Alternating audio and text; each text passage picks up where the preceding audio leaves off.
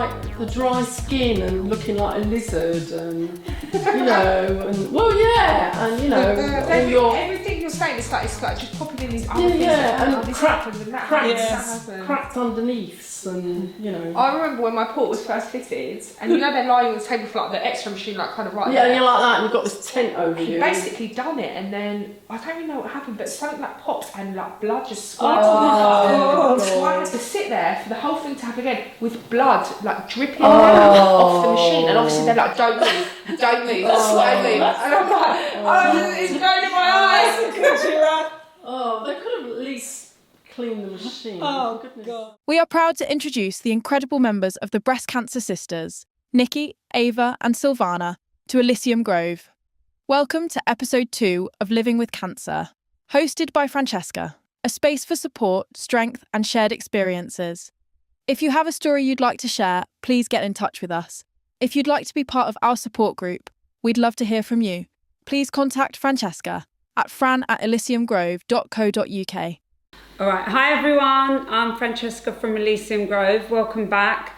Today, I'm going to introduce to you 3 of my ladies from my breast cancer support group, Breast Cancer Sisters. We've got Nikki, Hello, Ava, and Silvana. Hello. And today, we're just going to have just a frank chat about being diagnosed with breast cancer, how it's affected us, how it's affected our families, and everyone else around us. So I think we're going to first go to Ava. Ava, you were how old when you were diagnosed? 34. Young. Yeah, well, like I said, yes, young, but I've now met a lot of people much younger than me, like mid to early 20s. Yeah. But yeah, young in life, I had given birth 2 weeks before I was diagnosed. That must have been really hard trying to get over. I say 2 weeks, it was either 2 or 3 weeks, you know, so it gets a bit of a grey area. Yeah. But I remember I'd just given birth and I'd felt a lump a couple of weeks before, and I thought it's the milk duct or something like that. Yeah. And when I gave birth, I remember a couple of weeks afterwards thinking, oh, that's still there. I thought maybe I should get some to look at that, and I feel so like not silly now, but just a bit naive. Yeah. I feel a bit naive. And I remember I think I tried to get hold of the GP, couldn't get hold of the GP, and I thought my company just given me private healthcare in the summer, and this was December. Oh wow. Right So I time. thought, you know, might as well. Called up, but never had private healthcare before. Called up, didn't know what I was doing. Like, it was so quick and easy. Had an appointment the next day at the King's Oak in Enfield. Saw Miss Staldebazy, and then it was all then and there, biopsy, everything. And then I remember he said, come see me in a week, by then I'll have the results. And I remember going back, being in the waiting room. I think my partner had gone out to put a ticket in the car, walking back in, seeing Miss Staldebazy, and he said something along the lines of, you didn't come alone, did you? Oh no. And I was like, that is when you know. Yeah. you know, Yeah. that says it all, you know. He was like, you didn't come alone, did you? And I was like, oh no, my partner's in the car. And I was like, And then obviously, you know, you go in, it's all like so surreal now, but you go in, he's like, we found this, and the language they're using, you don't understand like really what they're saying, but all you know is, you've told me I've got cancer, and at this point you're pretty much like, I'm going to die. Because that's cancer means death. Yeah. Because, you know, that's what it is. First time, that is what you think. That's what you think. Now I think of it more like almost like a bit of a condition, like a chronic condition. Like I think of it a bit differently. Yeah. But at that point I was like, I've got cancer, I'm gonna die. And then I was also like, he was like, you have to stop breastfeeding. Yeah. Oh my god. And that was even like, no, like that was so important to me, breastfeeding. I breastfed my son for like a year, exclusively breastfed, and didn't like the bottle feeding. For me, it's like breast is best, all that stuff. Yeah. And the guilt I felt from not being able to breastfeed my daughter, and the same to my son. And he was like, you have to stop right now. And I was like, but I don't, like, no. I was like, no, I'm not doing that now. No, I'm breastfeeding, I'm going to do this. And then it obviously just snowballed from there. And to have all that going on, so you've got all the after symptoms of giving birth, and now you've got all these new symptoms of something completely. It was 3 days before Christmas as well. So it was like literally I say at the worst timing, but I've now met someone who I put you in, who I told her to contact you, but I've now met someone who unfortunately was even worse situation because she was pregnant when she was diagnosed with cancer. Oh wow. Oh God, did they terminate the pregnancy? No, because she was quite late stage. She had so to they do the couldn't- treatment while she was. I know someone else who did it while they were pregnant. Yeah, I think Terrible. it's hormones, isn't it? Yeah. It's a it's- hormone. I've heard- If it's a I've heard hormone, this, yeah. if it's a The hormone hormone receptor, yeah. But I'm triple negative, but still, like, Right. I've heard, you know, you can still, like, trigger Yeah. things in the body. Yeah. Did they give you something to dry up your milk? Or? No. Oh, Oh my god, that must it's be really so bad. Painful. That's awful. That's horrendous. Then that I point. also got Yeah. mastitis. Oh my Oh, I god. bet. So it's like all these things. So yeah, and Oh. they're just coming back to me now. So obviously I got mastitis Yeah. and then had to have a mammogram whilst I Oh, was yeah. Oh, God, they're bad enough anyway. do that? And I remember having to go I'm on surprised antibiotics your because I had milk didn't mastitis. leak while doing that. No, it is. It is. I was going to say, it must have leaked. So, do you know, I can't remember like what Honestly, it it was seems like. we laugh at now. Do you know the Oh, MRI where the MRI Oh, yeah, and they yeah, can, yeah, yeah, When you Oh, could get what? milk. Because you have to hang your boobs through Yeah. this bottom. No one warns you about that, do they? You go in there and Oh then yeah, lie down. Yes, just put your breast through these holes. And your face goes through there. And And I remember it and I was like, oh, I think someone's going to need to clean that up.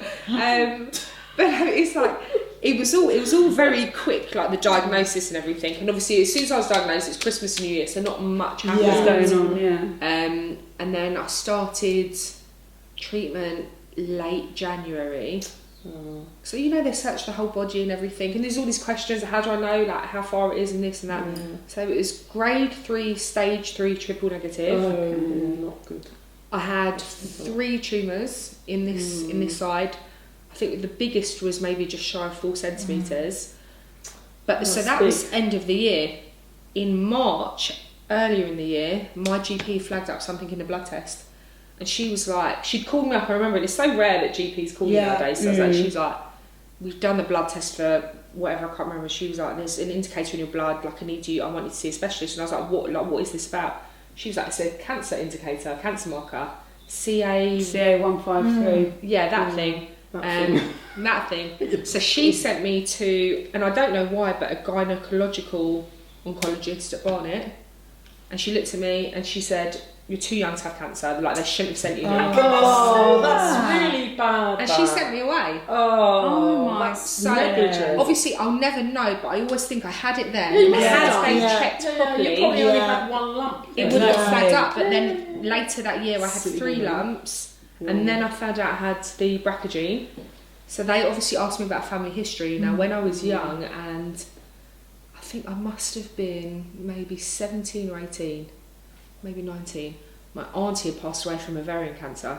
Now obviously I didn't even Yeah, know you about do any of make- this stuff then, yeah. like I was young, and when I mentioned it to the oncologist, she said, well, there's a link there, There's because a- ovarian yeah. and breast are linked, so Yeah. let's check you for the BRCA gene. Yeah. And I had BRCA1.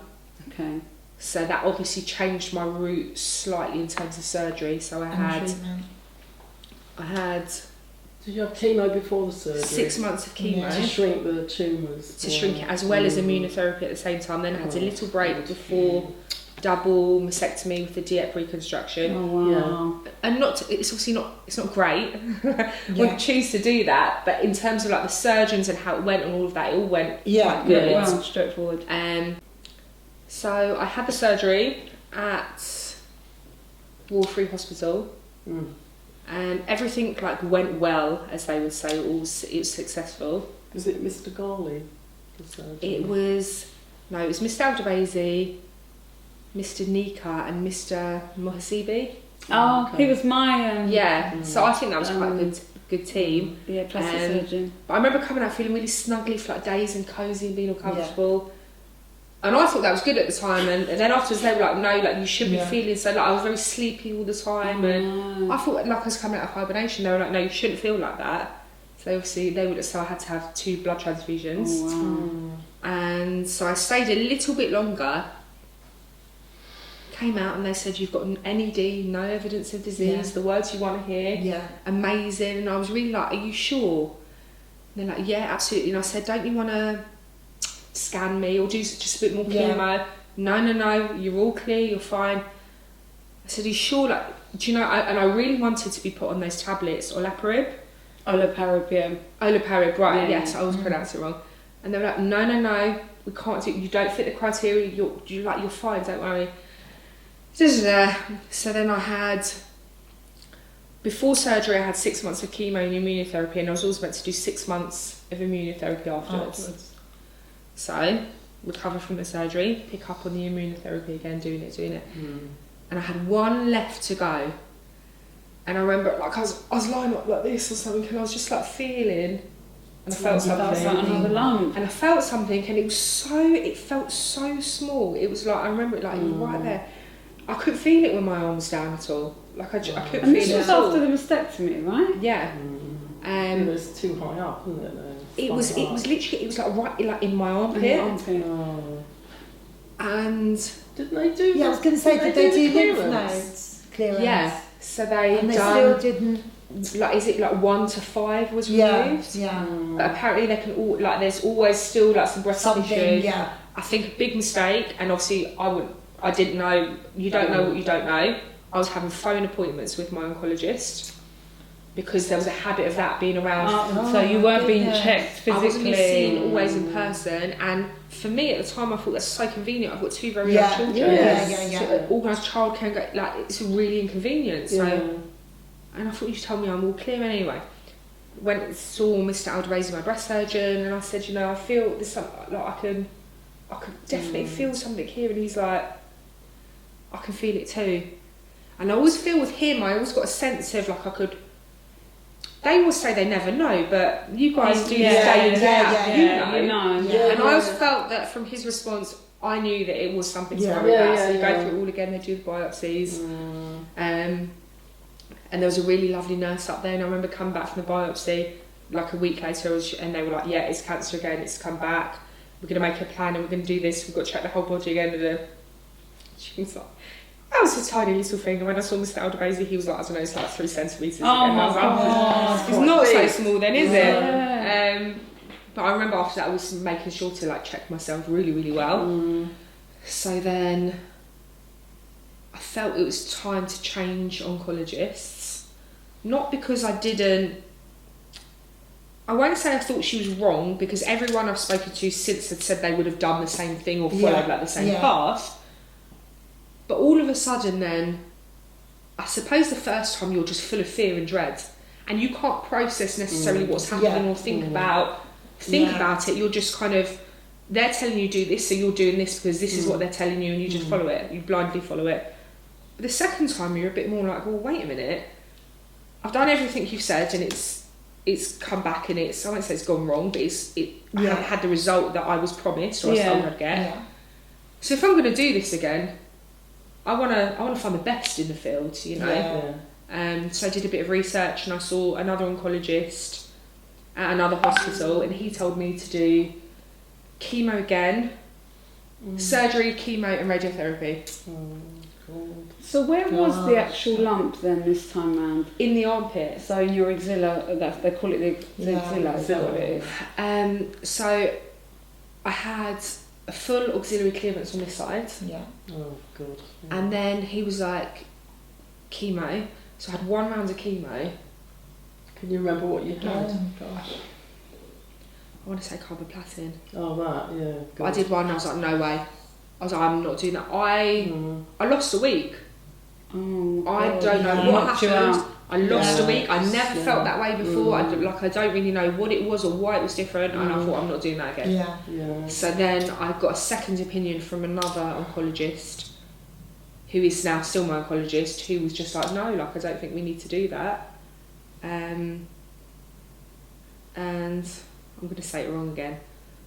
Olaparib. Yeah. Olaparib, yeah. So he was like, don't do chemo. He said, do radiotherapy, which I'm still not sure about, but I did it because I still had the bit of the blinding fear. Yeah. And then I did tablets for a year. Could you do the radiotherapy twice? I thought you can't. I didn't do it the first time. Oh, right. So you just have the first one, one, right, chemo, So you can't have it in the same place twice, yeah. Yeah, no, you can't, because it thins the skin as well, doesn't it? Yeah, and it affects your lungs. You get changes to your lungs and everything. Yeah. Yeah. Sorry, So carry on.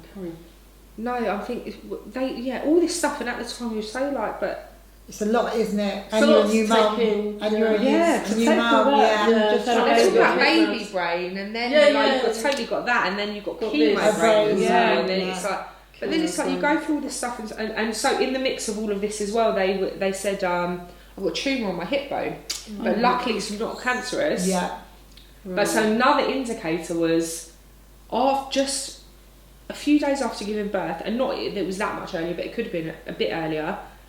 I literally killed over in pain on the floor because of pain in my hip, and my mum had to call an ambulance. I was screaming, like great. Took me to Barnet Hospital, and I arrived in pain for 8 hours. Oh Oh my my God. By the 9th hour, the doctor came, and she was basically like, well, you're not in pain now. And I was desperate, again, naive and silly. I was desperate to get out of there. I'd not long And you given want to go birth. home, yeah. My boobs were full of milk. I was in so much pain. Yeah. And I was like, I need to like express what it is. I was like, I'm in so much pain and I'm in agony. And they were like, well, the pain is gone now and you've not long given birth. So something. Yeah. But if they checked that at the time, they would have seen a tumour on my hip bone. And that would have maybe made them look at the rest of the body. Yeah. Giving you a Um, PET scan or something. Something to just check everything out. But I think, again, you don't know what you don't know. No. And you're young and you're naive. And I always thought, Or you can be old and naive as well. Well, don't worry. I mean, you never think don't it's going to think happen it's to gonna happen you. to you. That's Yeah. basically You it. never Yeah. think it's going to happen It to you. happens to other people. Yeah. It happens to other people. It doesn't happen to people from my my background, or I'm too young, or Yeah. like I'm too Your this or that. family, yeah. But now it's very much Nowadays, it there's happens actually to no anyone. excuse. It could Yeah. be anyone, Anyone, you know. no yeah. matter what age you are. Or You know. whatever lifestyle. Exactly. Yeah. Well, I mean, because some athletes get it, don't they? Yeah, They're yeah, sort of yeah. super healthy, and Yeah. so I think it is literally not second guess everything, but you have to advocate for yourself, Yeah. because no one is going to do it for you. No. And like my partner, as much as he loves me, he doesn't know. Yeah. You don't know about this stuff, or our Yeah. parents don't know about this stuff. So you have to really Yeah. do your own it's- research. yeah, you do have to do your own research, and it's hard because everyone's different. Everyone Yeah. acts different as well. Yeah, You yeah, know, yeah. everybody's different. Yeah. You know, I mean, you're and like you were saying, we all say you're young. Like you said, you've met how many people that are a lot younger Yeah. than you. Yeah. But it doesn't matter. Hello. It doesn't matter at what stage, and like you got it back. You got it kind of really close to each other. Well, yeah, I mean, First and I'd never second. actually finished treatment before No. I came You back, got- because yeah. I was Was still it having with your immunotherapy. first baby or your second? My second Oh, baby, right. yeah. Okay. Yeah. Yeah. So that's the thing, take the positives. Like I do look back now and think at least I've had my children, because unfortunately some Yes. people don't Yeah. don't manage to have that. Yeah. Or I think some people, I've gone through this battle and I've got the scars and the war wounds and the emotional baggage and all of that. And I've had an amazing partner who's done all of that with me, Yeah. and at points he's carried me and at points I've carried him, and we've done it together. And some people who are younger don't have Don't have children, that. don't have a partner, Yeah. don't have someone Yeah. who loves them in that way, because it is different, like having the love of a partner to having the love of parents or something. Yeah. Well, it's hard. Like it's hard for the parents to find out their child has got cancer. Yeah. It's Yeah. like and then you trying to deal with your parents' Yeah. fallout is Well, yeah, this when is you it. haven't got your own head around it. I know. When It's I made a really hard. horrible, I can't remember what I said, but when I was diagnosed, I made a joke to my mum about it. She burst out crying, Oh. and she was just like, "You can't say that to me." Because I'm fairly thick-skinned. Yeah.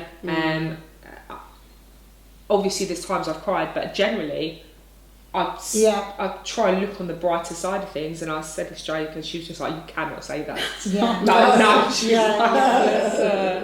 It's hard. But you isn't do it? develop a sort of dark sense of humour. Well, you Don't have you? to, because otherwise you. Otherwise, yeah, Yeah, you don't just laugh, cry. yeah. Yeah.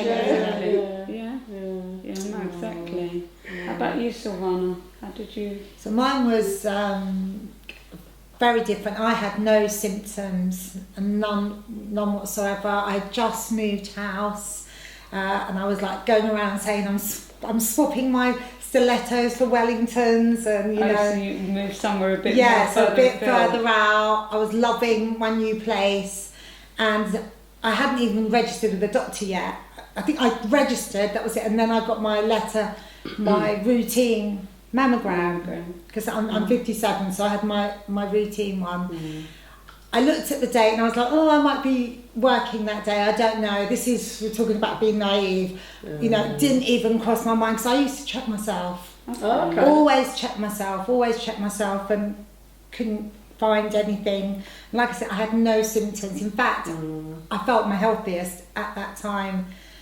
And I got the letter, put it at the back of my mind. I wasn't going to go. I was going to rearrange it, and then the job that I was going to do got cancelled, so I went. I'm not joking, I skipped to my mammogram because I'd been doing gardening. And So you were quite happy. I left my friend. I had friends around that were doing the gardening for me, and went and had my mammogram. And I remember they said to me, "We've got a student. Do you mind?" And I said, "No, not at all. You know, we're all students at some point."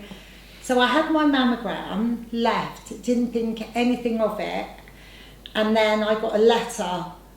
About a week and a half later saying, "Do not be alarmed. We do call back one in." I can't remember what it is now. Whatever, 121 maybe, I don't know. You know, to come back. And again, in my head, I was thinking, "Oh, it's probably because I had the student." And maybe they need to do another naive. This is how naive. You look back and Oh my God, it's cancer. I was like, oh, I've got nothing, you know. And the family friend said to me, "I'll come with you." And I was like, "No, don't worry." She insisted. She said, "I'm going to come with you." I said, "Okay."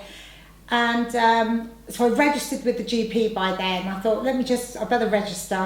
So I went off to Luton and had another mammogram. And there and then they said, "Oh, actually, it looks okay, but we're going to do an ultrasound." So I had the ultrasound, and she said to me, "I'm going to do your biopsy. I can, you know, something's been flagged up." So I had the biopsy, and then they did another mammogram there and then. Straight after. In between the biopsy and the ultrasound, and it had showed up. And I knew there was something because they brought in another nurse, and then they said, "Do you have someone with you?" And I said, "Yes." Didn't they? So they said to me, "We can see early stage breast cancer. We've done a biopsy, and that will confirm it. But this is what we can see." So I knew, even waiting for the biopsy, you know, the results were there. I didn't tell you about that. She said to me, "Early stage breast cancer, but you'll get your confirmation by the phone." Anyway, so she said, "What?" The radiologist and she's not supposed to say that. But they did. They showed it. They showed it on the screen. You know, the little marker. And then they said to me, "What's your local hospital?" So I was new to the area. So you had no idea. I said, "I have no idea. Just choose me one." I have no idea. No idea. So they referred me to Queen Elizabeth.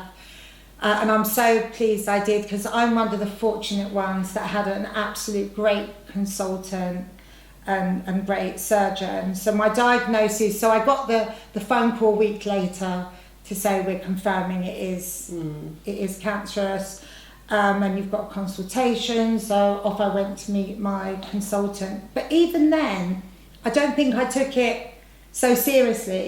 I thought it's probably just like, you know, about that big, you know. Because they said to you that it was early stage, yeah.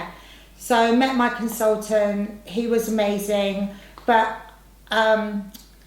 I didn't have my surgery till September, and my diagnosis was in May, June. And the reason being is some women have very dense breast tissue. And when you have dense breast tissue, it's really, really difficult to find the cancerous cells or the lumps. And also hence why I didn't have any symptoms or anything like that. It can be quite embedded. So I was having quite a few biopsies, and then they were coming back, they're abnormal, but they're not cancerous. It was coming and going. And that is stressful in itself, because you don't know, have I got more, have I got less? And it was, you know, one person says, if it is cancerous, you'll need to remove all your breasts. I mean, at that point, I was like, take everything, you know. I was the same as well. I was like, take everything. You just want it gone. Whatever it is, just get rid of them. Yeah, Crazy. yeah. And then before I knew I had the gene, they were like, we'd recommend one mastectomy, and I was like, well, Yeah. Just do it. Yeah, Don't worry. yeah, One. I know, yeah. But they're quite wary to do that. So my consultant was like, no, we're not gonna do a mastectomy. After all of those tests, which I'm glad they did, it was just one area that was grade 1/2. Well, they're not good. I mean, and it's quite a big op if it's a mastectomy, and they prefer to avoid it, you know. Yeah, exactly. So did you have a lumpectomy then? So what they did was, I was quite ample, and because of all the dense tissue I've got for future examinations, they offered me the option of a reduction. Right, okay. oh, that's Oh, what a okay. great idea. Yeah, so they offered me they said not a mastectomy. There's no, we don't want to take good breast away. But No, my breasts okay. were at the time they were very big. They were very big. So they said that would be a good preventative as well, because they'll be so much smaller, easier to find your bumps Yes. when you have your mammogram. So that's what I had, and the surgery went. I was really lucky. It's pretty straightforward, the surgery. But again, naive. I thought I'll have the surgery, and then I can just skip back into my, my little world. Yeah, my little world. And then I didn't need chemo. Thankfully, I didn't need chemo. I had quite intense radiotherapy, and again, that I wasn't prepared for.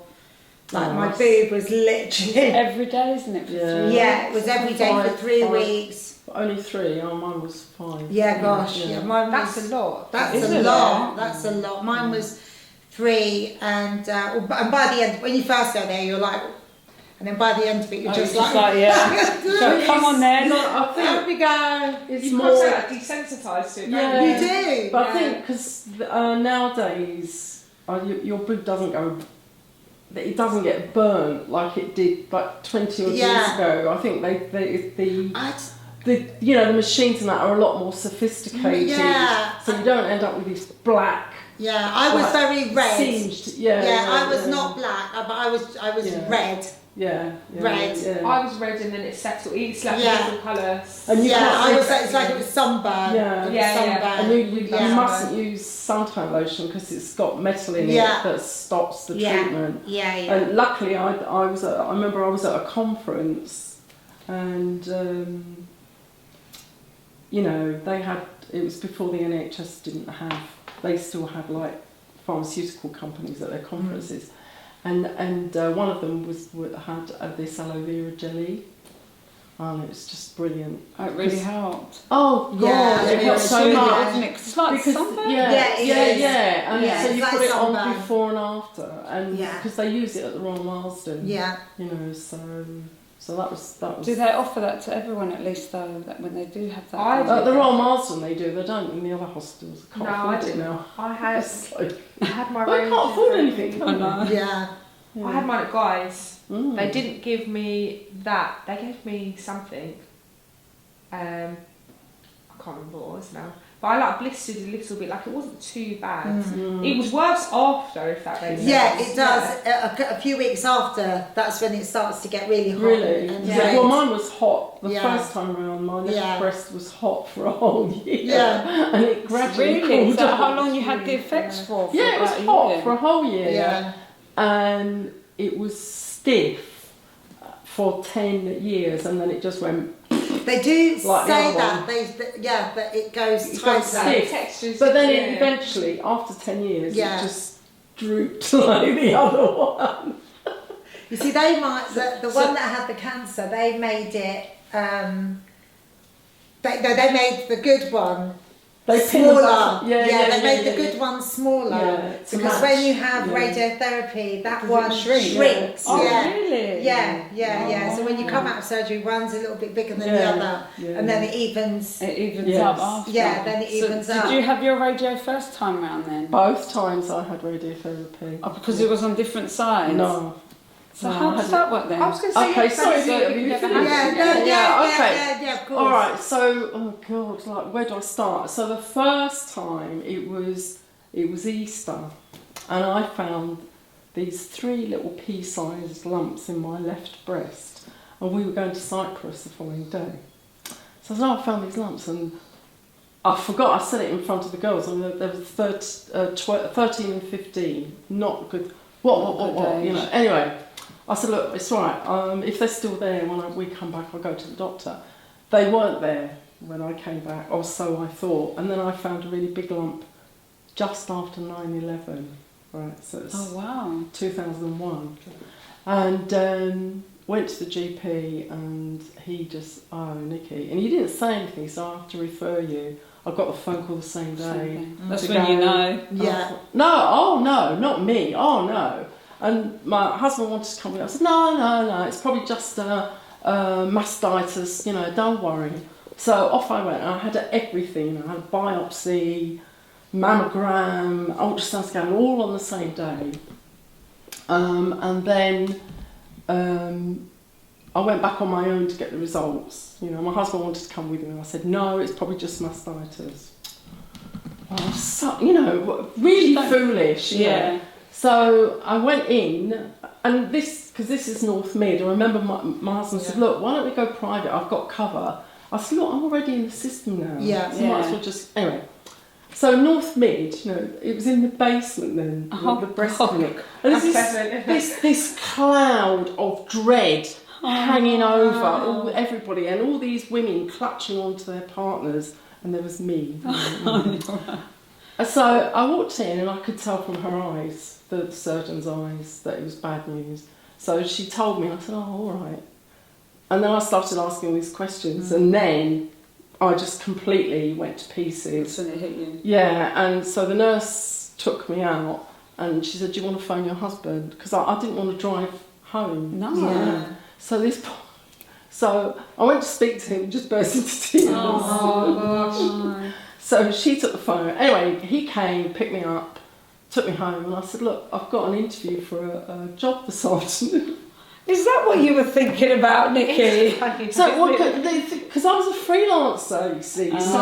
So he said, well, if you want to go to the interview, I'll take you. So yeah, I'll go. So off I went. So you went? I went. And she was saying, oh, right, we'd like you to start in November, blah, blah, blah.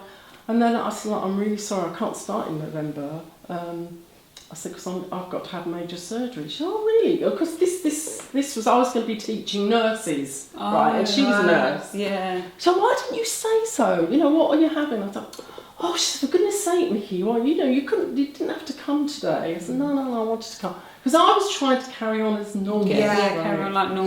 Yeah. So anyway, what they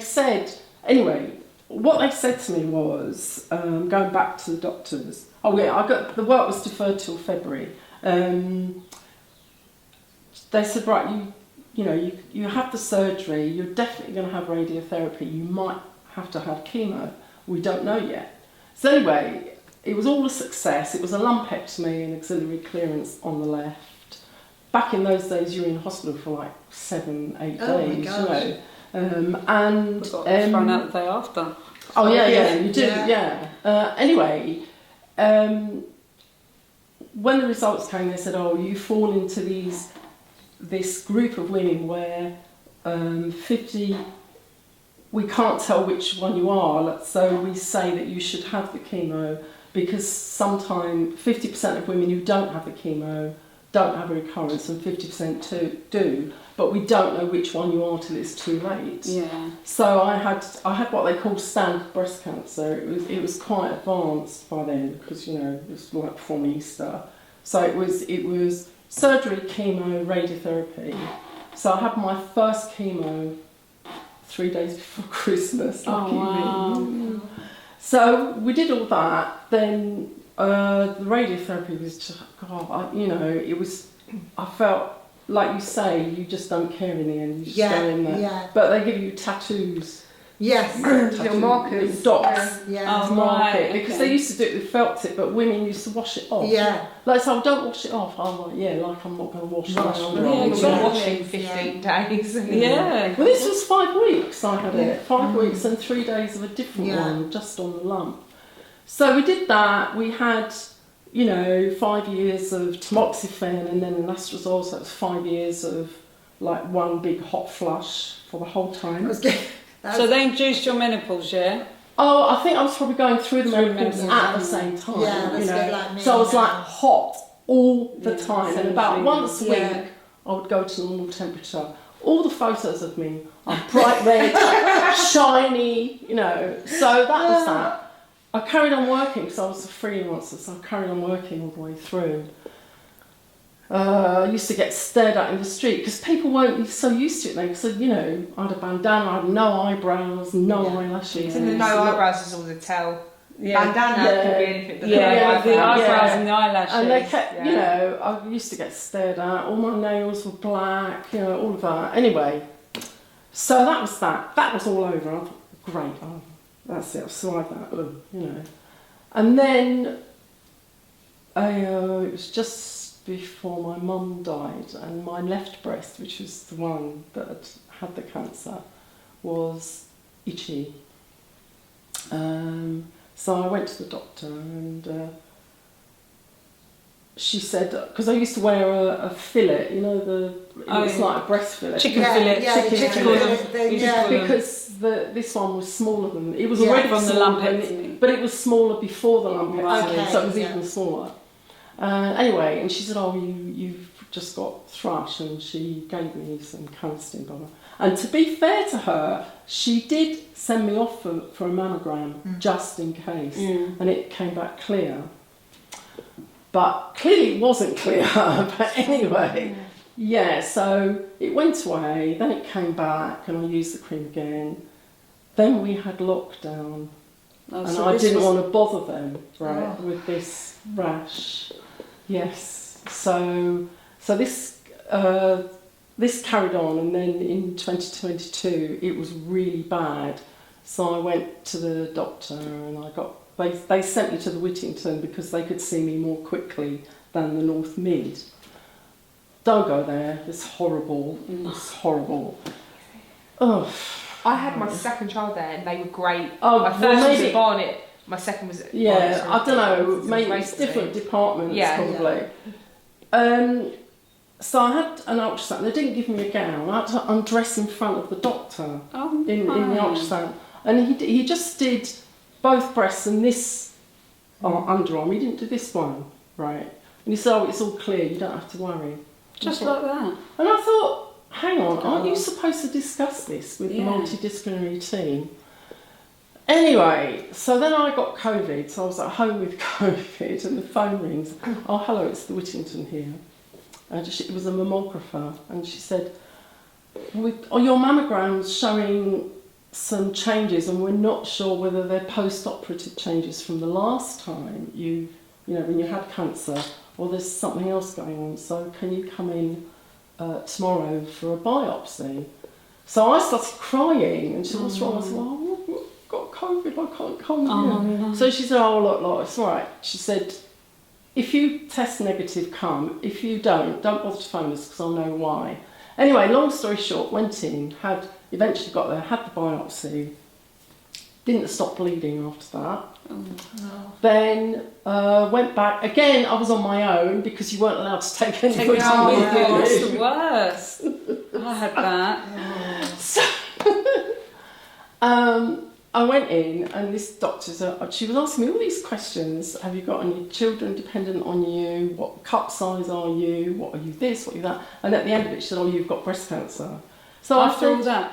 yeah. So I said, "I think you've probably got somebody else's file. You've got the wrong Yeah. file." I said, "I've already had that." Yeah. And she said, "No, Nikki, it's On the your same file." side again. The same Yeah. side. And it was, I've not heard that before. and people say, "Oh, it's come back," but it hadn't come back. It was different. It was a nasty one. It was a really nasty breast cancer. It was Paget's breast disease. So it was like a skin cancer, but it was inside as well. So she was saying all this to me, and I was crying. And then they went, "Oh, maybe we should get the Macmillan nurse." Oh, right, you know. Now that I've completely fallen apart. Anyway, so the nurse, she was okay, and she said, "You know, you have to have chemo first to shrink the tumour.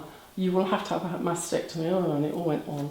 And then they sent me off for a PET scan, and then they said, "Do you want to be referred back to the North Mid?"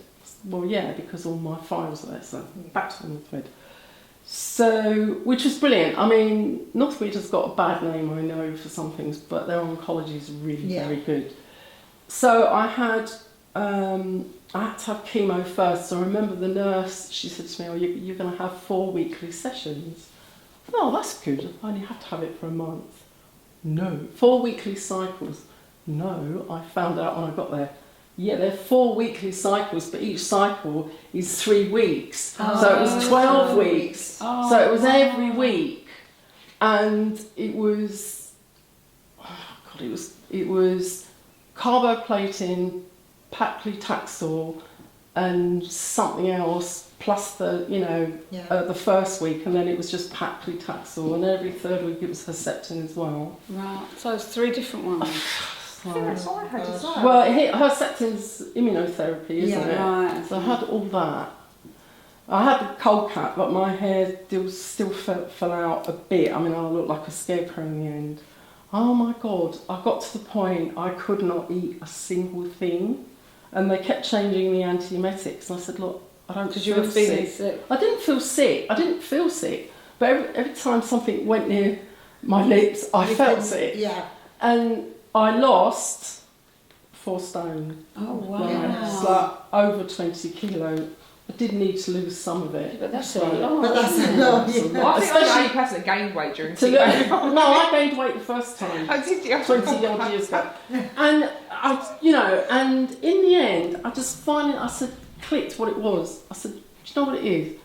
I'm full of air. It's like I want to burp and I can't. So what I really needed was an antacid. Oh no, Right. no one would work that out. No. It's funny that, isn't it? And thing. it was a neighbour. She said, "Well, try Nexium." And I can't remember what the name of the drug is, but it's a £1 a tablet. 2 weeks supply was at that time £13.99. Right, so it's £1 a tablet. You have one every day. Gosh. And gradually, I went from like eating just smooth soup to being able, really slowly to eating properly. I couldn't eat dairy at all. It just tasted like fat in like a lump of lard in my mouth as well. But and I didn't think. I mean, I could have got them to prescribe it to me, but anyway, we bought it and it was fun. That stuff, yeah. But I ended up in hospital because I was so weak. I couldn't walk or anything, They were a bit, you need to eat because you won't be able to deal with the chemo. I thought, well, I can't. I literally couldn't walk. I had to sort of hold on to the wall to stand up. Because you were that weak. Oh, God. I mean, and I don't know what we'd have done. If we were both working, it just would not, luckily he'd retired as well, so he was there with me. Because it was twice a week. Yeah, that's one for the blood test, one for the chemo. Yeah. Sometimes 3 times a week because you're seeing the oncologist. So we did all of that, and then finally we got through it, and I was well enough to have the surgery before Christmas, 15th of December, I remember. And I said, if you can't do the diet, I do not want an implant. I don't want any foreign body in me, so I'll just have like nothing. I don't care. But they did. It was Mr. Ghali, very charming, Egyptian doctor, really lovely, and Miss Gahir, the breast surgeon. And what they discovered that the Whittington didn't was that I had secondaries on this side, which was very odd. They said it's very unusual, and they said it must have been carried in the bloodstream. Yeah. So obviously it was a secondary, but because if it's the same side, it's the same cancer. Yeah. So what they did, I still had enough fat from my tummy to do the diet. So I ended up with teenage boobs. Nice. Without implant. Yeah, and because they pinned this one up as well. So I went down a cup size. So then they said it was all clear, it's fine. The PET scan was all clear, don't worry. And then when I went back for a check, they said, oh, the lymph nodes are still cancerous on the left. And the PET scan, the second PET scan, didn't pick it up. See, that's why, because I said, if it's all clear, do I still have to have the surgery? And they said, yes, you do. See, because surgery is the only way they really know. So I had to have... I see it. I had to have immunotherapy. I had the radiotherapy first, and that was like 5 weeks. But on the same side again, you said? Yeah, no, they did this side just Right, I was going to to be say, on the they safe can't do it side. on the side. like this. Yeah, on- So under this your side. arm. Under- I only have a mammogram on that side now because this is just fatty tissue. Yeah, So they just the mammogram's only this on side. that side. So it was, immunotherapy for another year. So it's another year on top. And after all of it, I remember my older daughter said, "Mum, I thought you were going to die." Oh. Well, because I lost so much weight and I was so weak, and I don't know. I just look back at it and I think, when you think it's never going to happen to you, you think that will never happen to me, and that's how I felt the first time. And I thought, right, I've had it. That's it. That's it. To be told you've had it again. Yeah, I know. That's how I felt. I was like, wait a minute. Oh. Yeah, it's just like crap. Yeah, like, I've done this already. I've done it. Yeah, been there, done that. And yeah. And you're telling me now You I've got to do do. this again. That's right. Because the first time, I never thought, why me? I didn't think that. The second time, I thought, well, I think somebody else should have it this time. Why should I have it a second time? This is not fair. And the thing is, exactly what you mean. But it was a killer. I was lucky that I must have had it for about 4 or 5 years. Lord knows why it didn't spread anymore. The second time. The second time, Yeah. I was really lucky because they said to me, it's quite advanced. But we got there, and now I'm whinging about the eczema stain because. They put you, because normally it used to be 5 years, and then they put women on these estrogen blockers for 10 years. 10, Right? And now they've 10. reduced it, it's too much, and it's about 7 or 8. And so I kept complaining about it, and they changed it. It was letrozole, then it was nastrol, now I'm on eczema stain. But they're all the same. They're all the same. Yeah. Side effects. Yeah, and for me, it's just that I'm 73. I'm going to be 74 in August. Does not look that age. No. Thank you. And to have had cancer twice and looks So well. well, I didn't for a while. So by the time I finished this flipping eczema stain, so I've been on it 3 years. I'll be 77. Sunset Strip. So that's 77 Sunset Strip. It's just, you just think, oh, crap, why is this happening? Just want to get back to You just want to normality.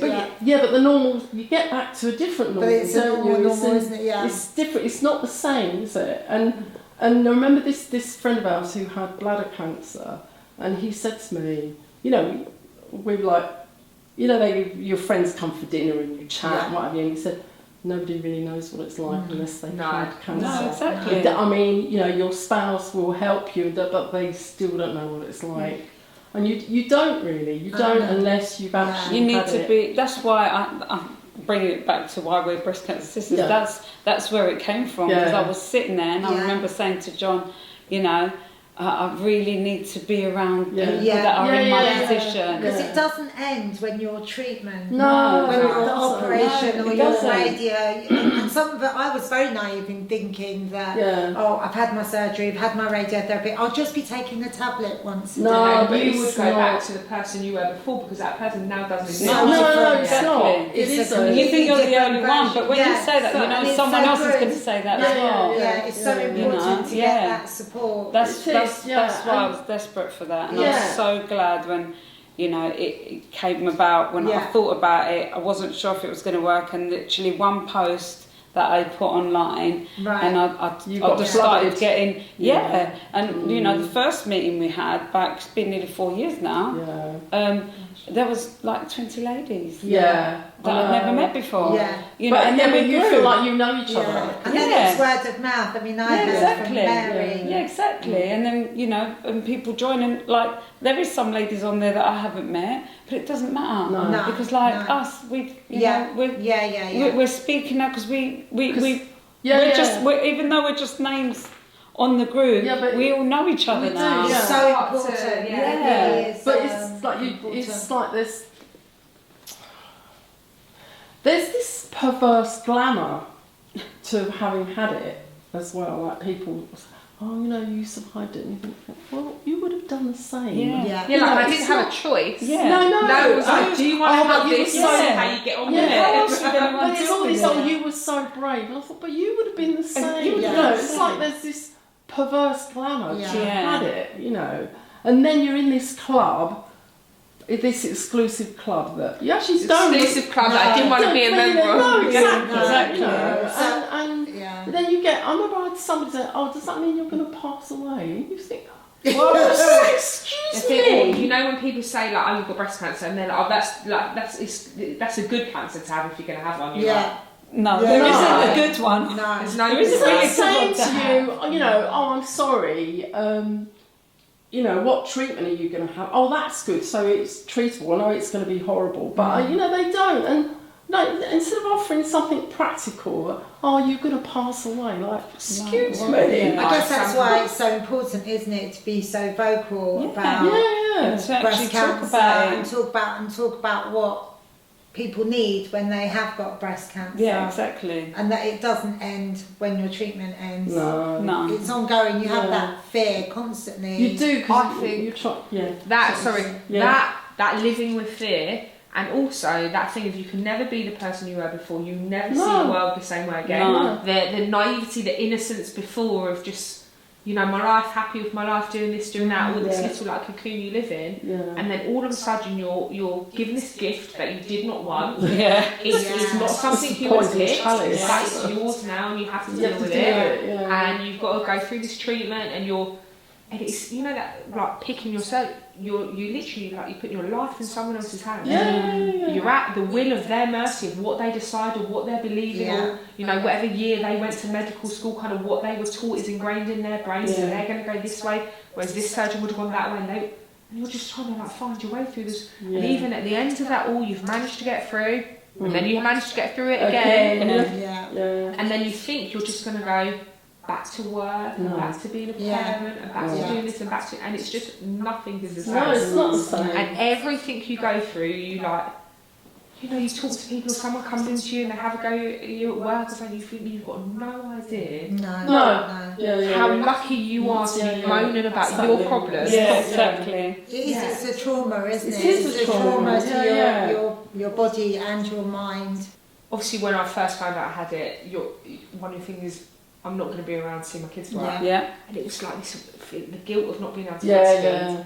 And this thing of like looking at my kids and thinking, I'm never going to know like what your face looks like when you're 18, yeah. or like what you'll be like when you get married, all of that Yeah. stuff, and just looking at them thinking, I'm not going to know like how tall you are, Oh. or you know like all that stuff. Like, are you going to be sporty? Are you going to be this? Oh. I'm never going to know all of that stuff. But you will now. But you will. I will now. Yeah. And I remember, you know, like going through the treatment, I found out, obviously, I had the hip bone tumour.